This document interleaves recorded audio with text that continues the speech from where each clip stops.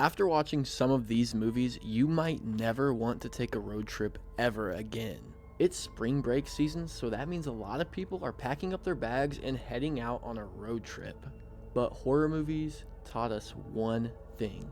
Road trips rarely go according to plan. One wrong turn, a creepy stranger, or something following you down a dark highway, and suddenly that fun trip becomes a nightmare. So today we're looking at 5 road trip horror movies that you need to check out. And trust me, some of these might make you rethink your next drive. So let's get into it.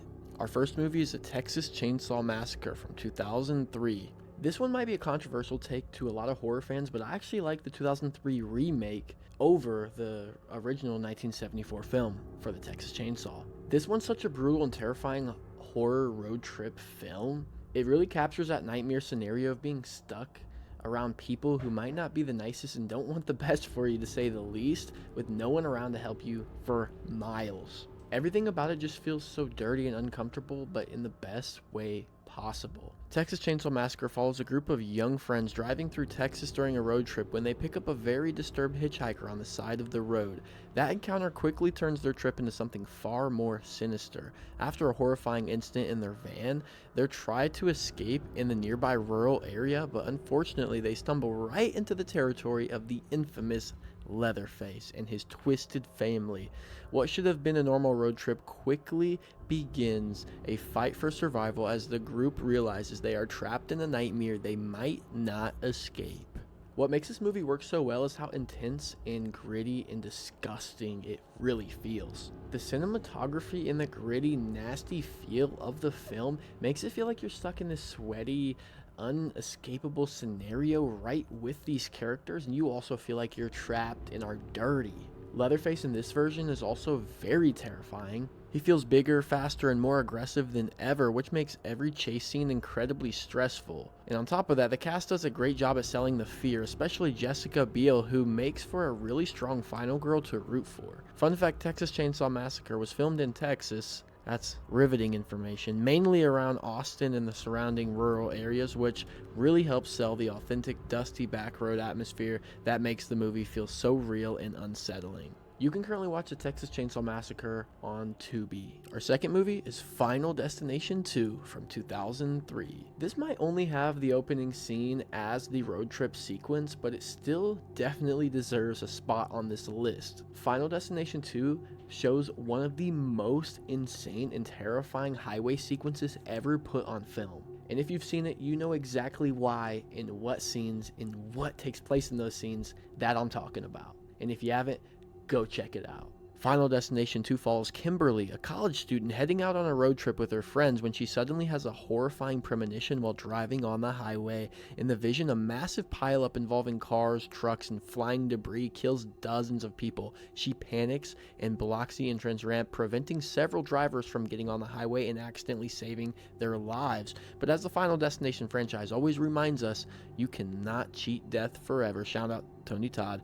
One by one, the survivors begin dying in increasingly brutal and unpredictable ways as death comes back to claim the lives that were supposed to be lost in that highway disaster. First of all, I have a full review, pickle review, on my channel about this film, so if you want to go check that out, I think it's a pretty good video, so that's a couple months old, but yeah, go check that out. But the reason this movie is so memorable is because of that opening highway sequence. It's honestly one of the most insane sequences and opening scenes in horror together. The tension builds perfectly, and once everything starts going wrong, it turns into complete chaos. The practical effects mixed with early CGI makes the crash feel insanely real, and it's the kind of scene that sticks with you in your head forever. Even people who haven't seen the real movie know about the log truck scene.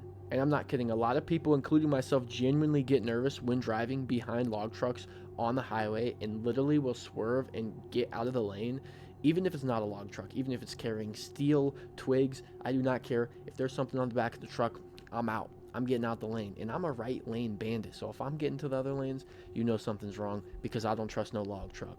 Fun fact, the famous highway pileup scene took months to plan and required dozens of stunt drivers and vehicles to pull off. The sequence was filmed in Vancouver, Canada, where much of the movie was shot, even though the story itself takes place in the United States. You can currently find The Final Destination 2 on HBO Max. Our third movie is Jeepers Creepers from 2001. This one is one of the most horrifying road trip horror movies ever made, in my opinion. Jeepers Creepers takes such a simple idea, two people driving on a long, empty road, and they turn it into something genuinely nightmare-inducing. And the villain in this movie is one of the most terrifying and dangerous monsters and villains in all of horror, because once it decides it wants you, you are not stopping it. It will not stop until it gets you, no matter what.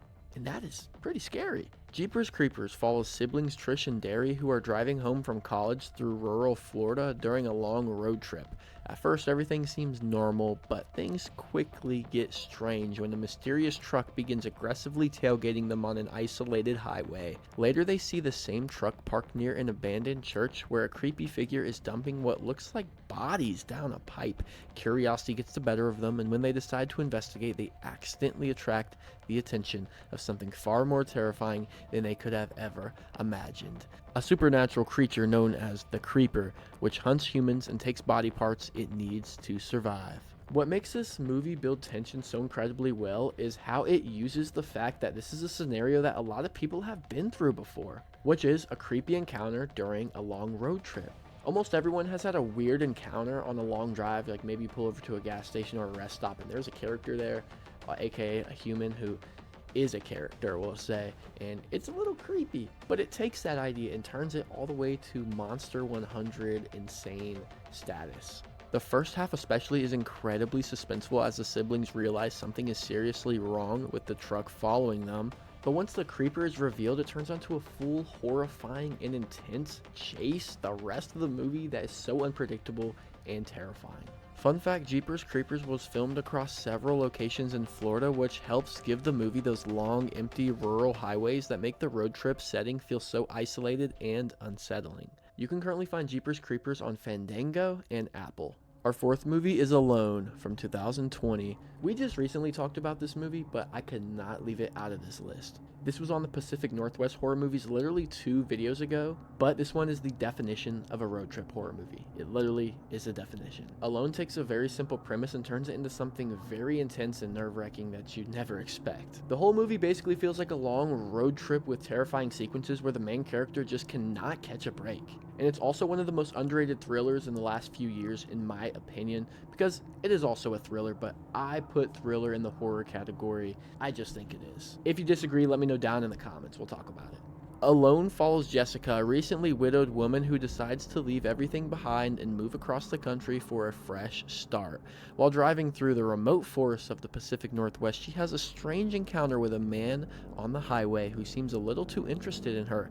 At first, it just feels like an uncomfortable interaction on the road, but something escalates quickly when the man begins stalking her and eventually he kidnaps her. What follows is a terrifying survival story as Jessica escapes and has to fight her way through the wilderness while being hunted by a relentless killer. What makes this movie so effective is how grounded and realistic it feels. There's no supernatural monsters here, just a terrifying situation that honestly could happen in real life. The movie does a great job building tension through silence and atmosphere, especially once the story goes into the wilderness. Jules Wilcox, who plays Jessica, does an amazing job carrying the movie and quickly becomes a final girl that you really want to see survive. Fun fact, Alone was filmed throughout the Pacific Northwest, as it was on my Pacific Northwest movie, mainly in Oregon, which gives the movie those beautiful but eerie forest landscapes that makes the survival aspect feel even more intense.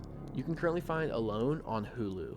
Our fifth movie is The Ritual from 2017. This one is such a powerful way to end a road trip horror movie because it captures that feeling of being isolated and alone in the wilderness in the most terrifying way you could possibly imagine.